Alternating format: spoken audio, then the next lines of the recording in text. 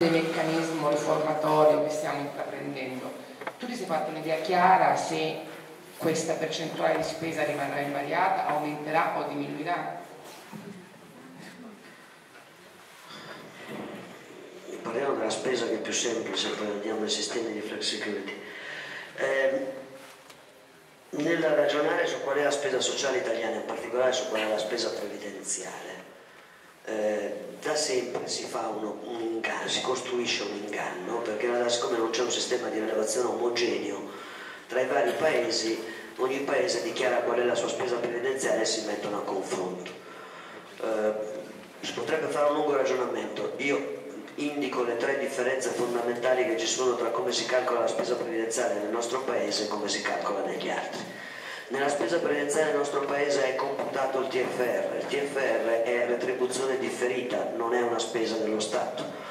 Nella nostra spesa previdenziale è considerato ciò che è assistenza, cioè tutto ciò che è pensione sociale e intervento sull'assistenza, che negli altri paesi non è computato nel sistema previdenziale. Terza fondamentale differenza: un paese come la Germania non paga le tasse sulle pensioni, in Italia si pagano le tasse sulle pensioni e quindi ciò che esce in parte rientra, ma questo non viene calcolato nel bilancio della spesa. La verità è che noi abbiamo meno spesa sociale degli altri paesi e dentro la spesa sociale abbiamo una distribuzione che è differente da quella degli altri paesi, ma non è vero che abbiamo una maggiore spesa previdenziale degli altri. Così come vorrei dire, non è vero che gli italiani vanno in pensione prima degli altri paesi europei, perché per noi, come per tutti i paesi europei, c'è una norma generale legata alla età e ci sono poi le norme che accompagnano e che permettono di uscire prima. Germania in primis, visto che è la Merkel che ci spiega sempre cosa dobbiamo fare, il meccanismo tedesco, un meccanismo fondato su quanto hai lavorato precedentemente, e gli operai in Germania escono spesso a 58-59 anni, esattamente come da noi, per cui bisognerebbe che la si smettesse di fare i paragoni sui dati che sono utili. È evidente che per come è costruita la manovra sulle pensioni, noi alla fine spenderemo meno di tutti gli altri paesi europei, seccamente meno di tutti gli altri paesi europei, ma a contrario di quel che succede negli altri paesi europei, salvo la Gran Bretagna, l'idea che sottende questo sistema sul terreno previdenziale, poi vedremo gli altri, e anche sul terreno della sanità, perché è già stato dichiarato, è un'idea che da spesa sociale si passa a modello assicurativo, perché quando il ministro Giarda risponde in conferenza stampa che è giusta l'operazione di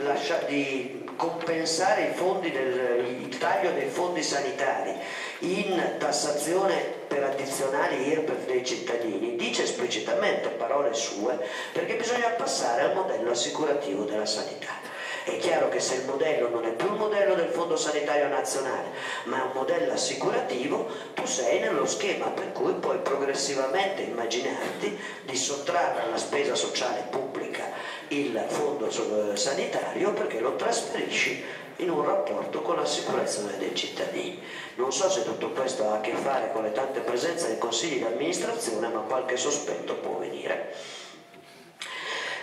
Sistema europeo. Anche qui bisognerebbe smetterla di fingere che c'è un'Europa dove tutto è già stato fatto e ci siamo noi che manteniamo chissà quali ragioni del passato. Si chiama in un modo diverso, ma il nostro modello di cassa integrazione dal punto di vista degli effetti è identico a quello tedesco. Di nuovo uso la Germania perché regolarmente è da lì che ci vengono le prediche. Il modello tedesco non si chiama cassa integrazione, c'è un nome in tedesco che io non so pronunciare, quindi ci rinuncio subito, ma è esattamente analogo. C'è una contrazione produttiva, si interviene a protezione del salario, i lavoratori rimangono dipendenti e poi c'è la risalita. È un sistema maggiormente rispetto al nostro di grandi imprese, quindi da questo punto di vista probabilmente più efficace perché non si disperde nelle piccole imprese, ma il tema non è i lavoratori e quale sistema, è il sistema produttivo, semmai. Quindi non è vero che noi abbiamo un sistema di protezione che gli altri paesi non hanno, e quindi il presupposto è quello del licenziamento. Vorrei ricordare che per esempio quando la Renault si era immaginata di fare un grande processo di licenziamento, il governo francese li ha chiamati e gli ha detto scordatevelo, e costruite una soluzione sugli orari e le fermate che permetta di garantire e di mantenere l'occupazione. Quindi si continua a dire una cosa falsa: negli altri paesi non si fa un'operazione che quella si caccia la gente e poi si vede, ci sono dei sistemi di protezione analoghi, non analoghi, con nomi diversi, ma la sostanza è la stessa. Cosa hanno in più gli altri paesi rispetto a noi? Hanno un sistema di disoccupazione che poi chiamano reddito minimo, che poi chiamano quindi nuovo in tanti modi, che è più protettivo, che è più lungo, che viene dato anche a chi non ha una lunga stagione di lavoro alle spalle, perché vi ricordate, sapete voi benissimo che da noi l'indennità di disoccupazione scatta se tu hai accumulato del lavoro alle spalle e non se ne hai avuto un contratto breve, e quindi proteggono di più anche i giovani e i lavori discontinui. Quindi in realtà i sistemi degli altri paesi sono più protettivi del nostro, non differenti dal nostro, sono più protettivi. E quando ci si inventa la flex security bisogna sapere che la Danimarca è uno splendido paese, ha circa 6 milioni di abitanti, meno di quelli che ha la regione Lombardia, e una tassazione generale senza evasione che ha dei risultati che qui farebbero ululare chiunque, e sulla base di quello è in grado di dedicare uno straordinario numero di risorse all'accompagnamento delle persone. Noi dobbiamo ragionare con un paese di 60 milioni di abitanti, con delle diversità interne al territorio straordinarie e delle ricchezze assolutamente differenti, con un sistema produttivo che si è disarticolato in piccolissime unità, e dobbiamo costruire non una risposta ideologica, perché siamo capaci tutti di fare la gara delle ideologie e del modello ideologicamente, ma dobbiamo invece costruire un sistema che guardi alle persone che abbiamo materialmente di fronte e che la smetta di sostenere una cosa che la crisi, oltre che le nostre opinioni, ma la crisi dimostra di essere falsa, e cioè che precarietà e licenziamenti determinano un glorioso sviluppo del mondo, perché precarietà e licenziamenti ci hanno portato esattamente qui. Allora forse bisognerebbe tirare un bilancio, e quindi il tema non è che se io licenzio più facilmente, poi vorrei anche che si smettesse di, come dire, mitizzare questa straordinaria cosa per cui il nostro sarebbe un paese in cui non si può licenziare. Qualcuno dovrebbe dirmi come le centinaia di migliaia di nuovi disoccupati degli ultimi 3 anni sono intervenuti, perché forse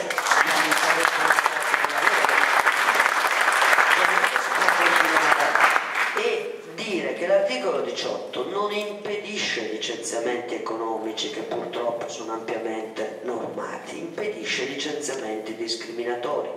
e io considero l'impedire licenziamenti discriminatori un dato di civiltà, e che quella norma non va cancellata, perché ha comunque un effetto deterrente anche rispetto a tutti coloro che stanno in un'azienda sotto i 15 dipendenti. Questa è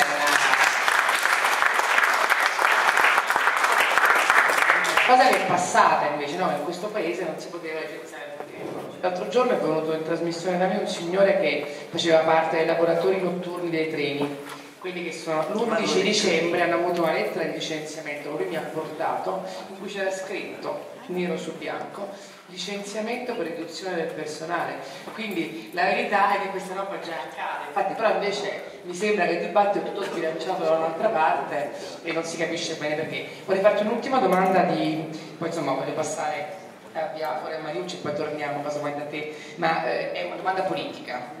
Abbiamo letto stamattina che Bersani dice la nostra prospettiva sono le elezioni, nel frattempo però dice che questo voto sulla manovra non poteva essere un voto di coscienza ma doveva essere un voto politico, invita ad essere compatti nell'appoggio al governo Monti dicendo che è l'unico modo appunto per salvare l'Italia, come ormai è diventato il mantra di questi ultimi giorni. Quindi sostanzialmente mi pare di capire che nel nostro paese gli unici due che soggetti che fanno delle critiche forti ed esplicite alla manovra sono rimasti il sindacato, in primis la CGIL e la Lega. Siamo NAS, CGIL, Lega? Neanche per idea, cioè proprio non ci sfiora da nessuno.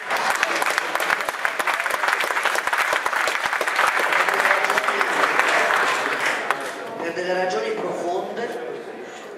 che riguardano la loro ideologia, il loro atteggiamento razzista, la loro idea di un paese che si deve chiuso e deve separare,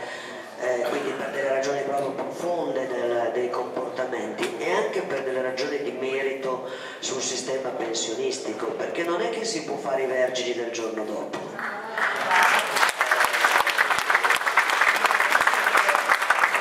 Nella politica ogni tanto l'idea della coerenza risulta un oggetto strano. Però l'ultima manovra si è fatta ad agosto e siamo, vero, a dicembre, ma sono passati 4 mesi, non 12 anni, e quella di luglio e quella di agosto e quella ancora prima sono state tutte costruite nella logica di far cassa sulle pensioni e di allontanare il giorno dell'età, e siccome era di quel governo lì con un particolare accanimento nei confronti delle donne, allora adesso non è che mi raccontano che loro sono stati difensori e questi sono gli assassini, perché loro hanno iniziato l'opera e questi la stanno completando, quindi io vi assicuro. Allora, Emilio Iafora, abbiamo toccato il tema Lega, veniamo alla CGIL del Veneto. Peraltro, allora, Corrado Passera l'altro giorno ha detto chiaramente che siamo in recessione, ha detto che la sofferenza... Facciamo cambio forse, no?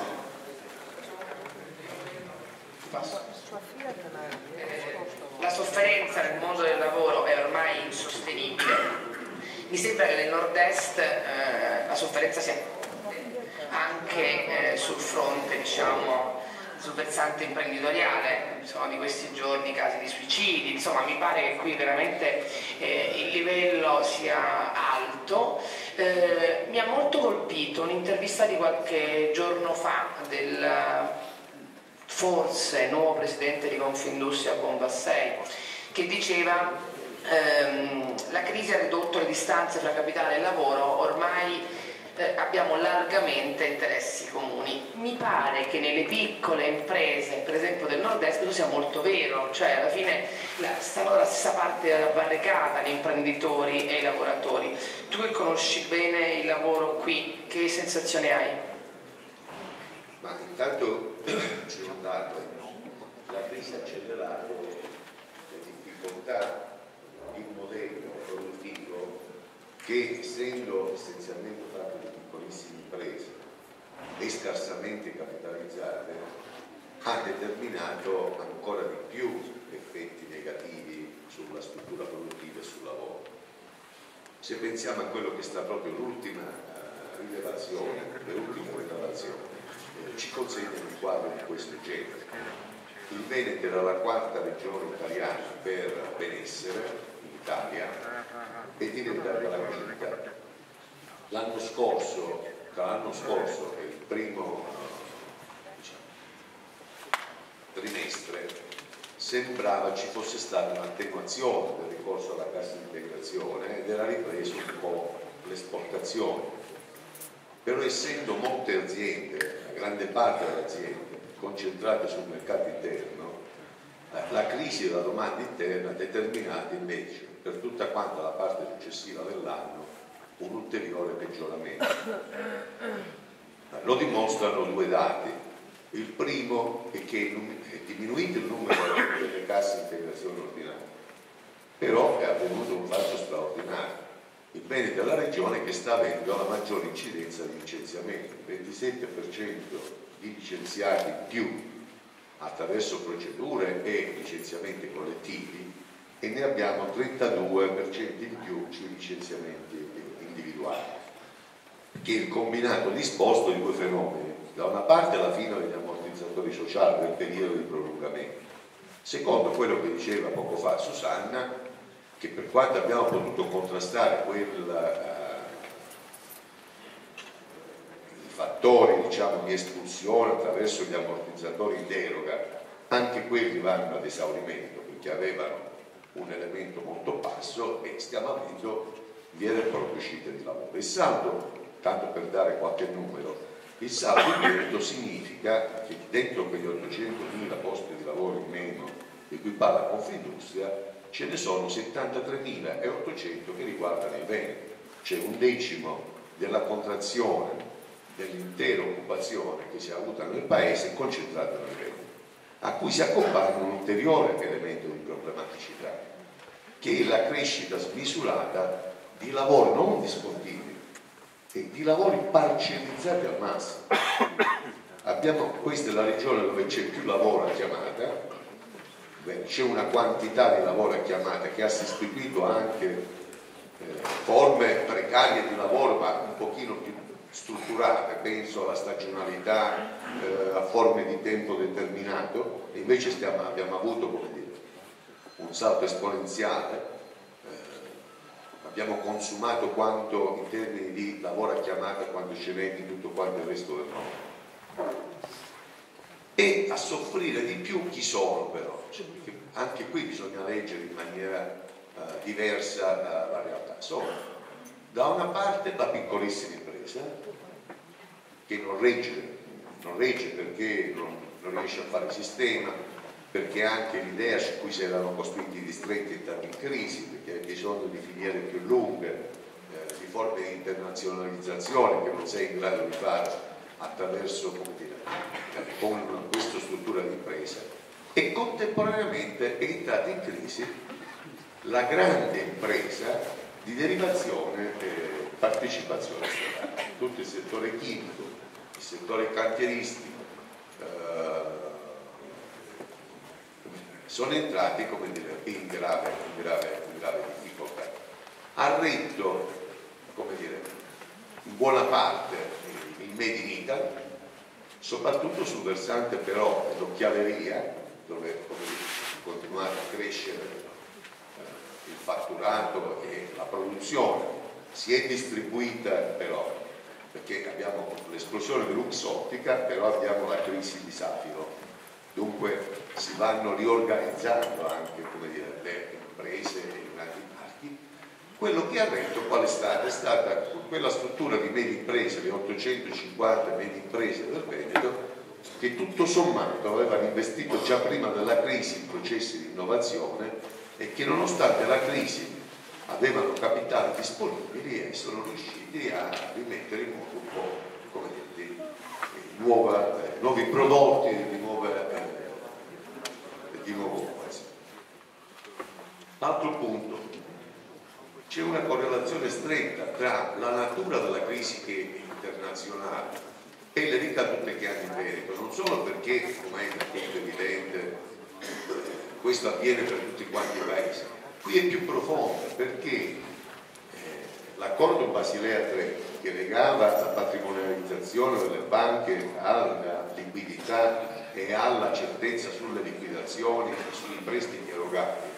in una situazione di piccola impresa a scarsa capitalizzazione ha determinato una stretta creditizia che qui ha avuto effetti molto più negativi. Ho letto che le varie associazioni industriali, Treviso, hanno detto che addirittura potrebbero non pagare le 13esime perché non hanno i soldi in cassa per farlo. Sì, è stata una buttata un po' lì per denunciare proprio questo stato di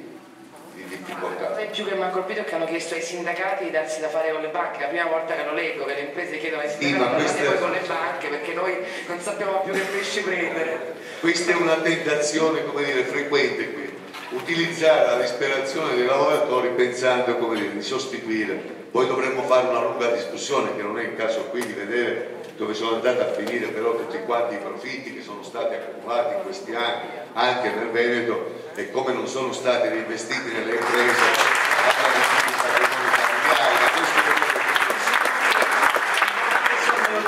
sui 42.000 che con 20.000 euro di reddito anno avevano la barca, la macchina, l'elicottero, ci hanno dato qualche ideuzza sul tema. Sì, ma anche a Padova abbiamo scoperto che c'erano 19 persone che usufruivano ancora degli alloggi popolari e avevano la Porsche, cioè che,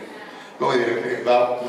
mi pare un bel... o per esempio tutta quanta la vicenda scoppiata sulla conceria nel Vicentino e potremmo continuare. Tutto questo, per esempio, leghismo di attacco verso gli stranieri, quando c'è un pezzo del sistema di imprese che utilizza tutti quanti i laboratori cinesi, va bene, tutta quanto un pezzo di economia illegale che è molto diffusa, tant'è che il 24 maggio faremo proprio in Veneto una riflessione tra economia e legalità, perché c'è un rischio, noi non siamo ancora ai livelli di altre regioni del nord, ma dove l'illegalità cresce, anche la presenza, anche dentro la crisi di liquidità economica, anche di possibilità maggiore di infiltrazioni criminali, perché abbiamo una possibilità, questi qui hanno capitali liquidi, e io non escludo, per esempio, siccome parlate dei imprenditori che si suicidano, non solo c'è un dato, come dire, che interroga la coscienza, io dico in termini positivi, la dico così, anche di fronte a tragedie di questo tipo, che questa è una regione, proprio perché mantiene una percentuale altissima di manifatturieri, in cui quella che Susanna definiva la centralità del lavoro è vissuta anche come etica del lavoro, che non riguarda solo i lavoratori, a volte riguarda, come dire, in maniera anche molto forte, soprattutto le strutture, come dire, piccoli artigiani, un artigianato diffuso, che venivano tra l'altro molte volte da esperienze lavorative e che di fronte alla crisi non sopportano, come dire, questo elemento di sofferenza, oltre al fatto che vedono precipitare in un tempo brevissimo aspettative di ulteriore crescita, c'erano stati arricchimenti abbastanza